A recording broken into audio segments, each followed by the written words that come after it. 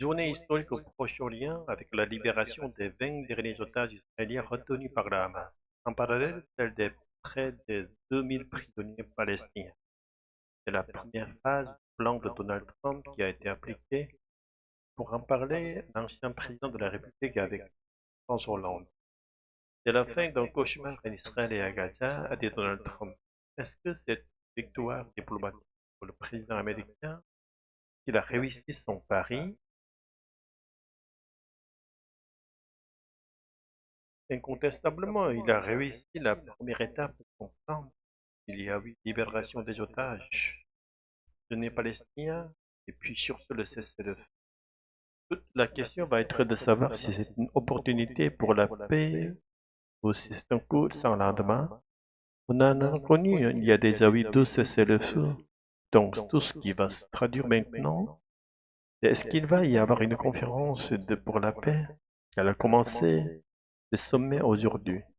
Est-ce que les différentes étapes vont maintenant être respectées, c'est-à-dire le retrait de l'armée israélienne, la condition que le Hamas soit démilitarisé, désarmé, et ensuite qu'il y ait une autorité qui vienne pour reconstruire Gaza et faire une négociation de paix puisse aboutir à un État palestinien. Toutes ces étapes vont prendre du temps et Donald Trump ne réussira pas seul. Il a besoin des pays arabes, ils étaient là. Il a besoin de l'Europe, l'Europe était là. Il a besoin d'une communauté internationale. Il ne va pas laisser Donald Trump seul parce que d'une certaine façon, il ne peut pas y arriver tout seul. Et puis enfin, il y a le gouvernement de Netanyahou. Est-ce que le gouvernement de Netanyahou, qui est sous la pression de Donald Trump, est prêt à aller jusqu'au bout du processus? Vous parlez de la France, elle était là aujourd'hui en Asie par la voix d'Emmanuel Macron.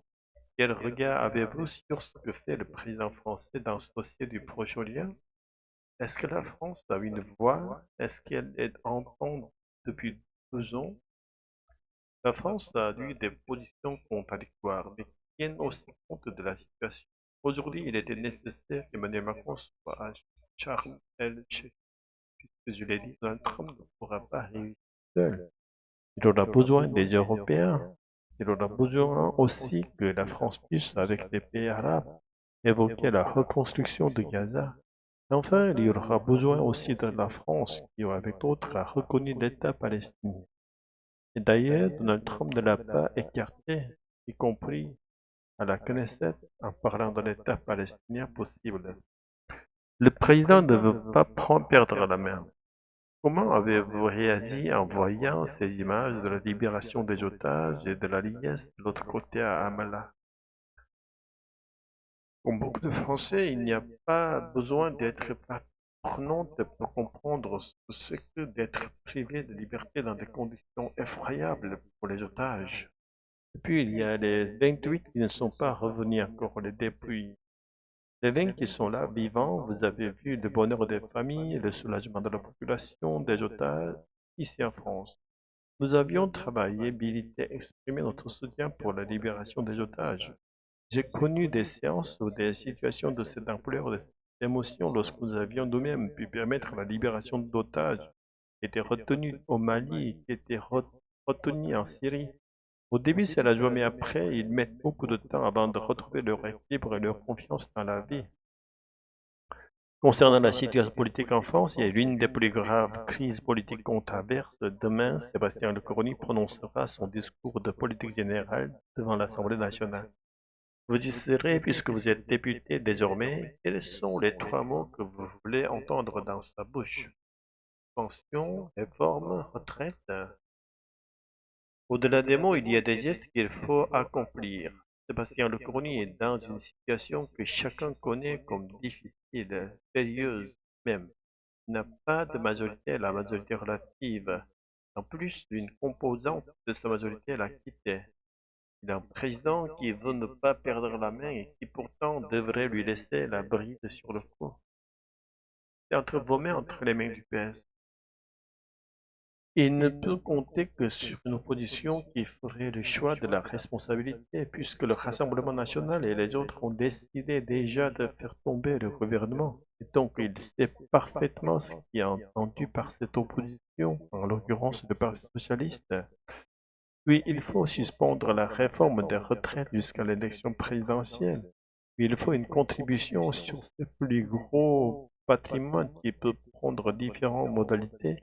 Enfin, il ne faut pas qu'il y ait le 49.3 pour que la discussion puisse se faire. C'est dans ses mains ou pas encore dans sa bouche les éléments d'un compromis. Ce sont les trois conditions du UPS pour ne pas voter à la censure, c'est-à-dire s'il ne dit pas, par exemple, la contribution sur les hauts patrimoines, vous pourriez voter à la censure. Il ne s'agit pas du gouvernement de Sébastien Lecornu seulement, il s'agit de la France. La France est dans une situation d'instabilité depuis déjà plusieurs mois, dans un contexte international que nous venons de décrire, qui est grave, qui est lourd et où on attend la France. Donc il s'agit que chacun prenne sa responsabilité. Le Parti socialiste, je ne suis pas là pour le représenter, mais les socialistes, ils ne font pas d'une demande de concession qui les toucherait particulièrement.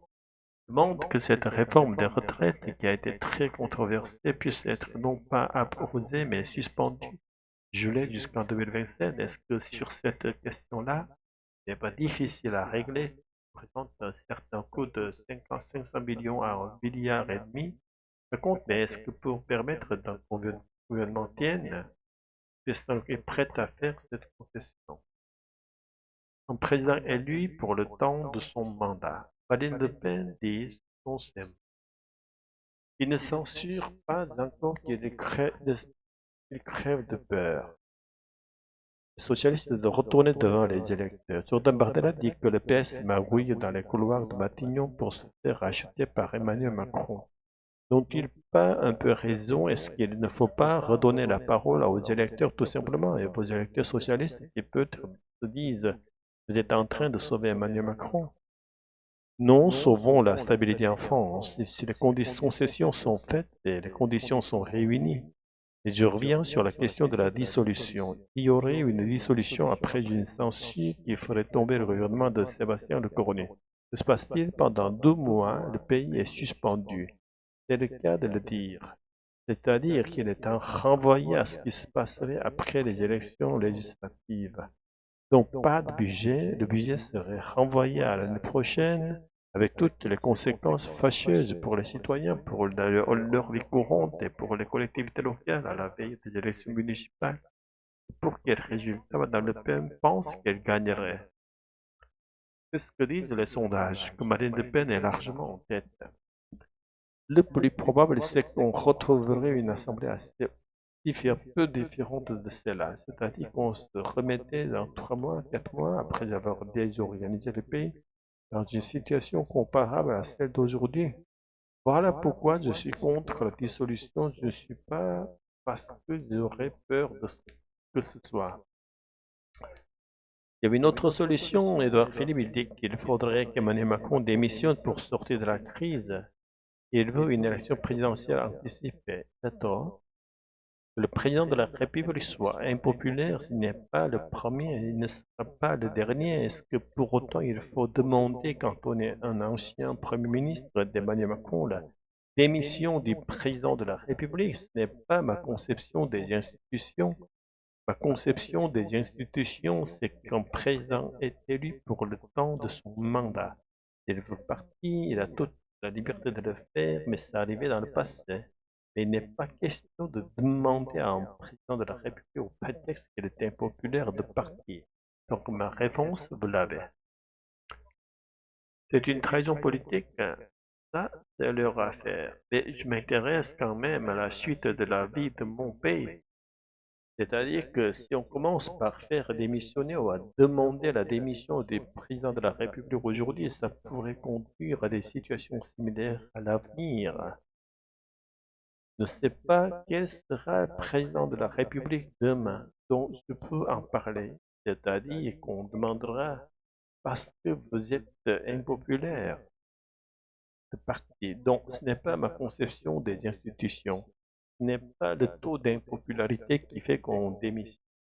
Ce n'est pas ce que la Constitution de 1958 prévoit.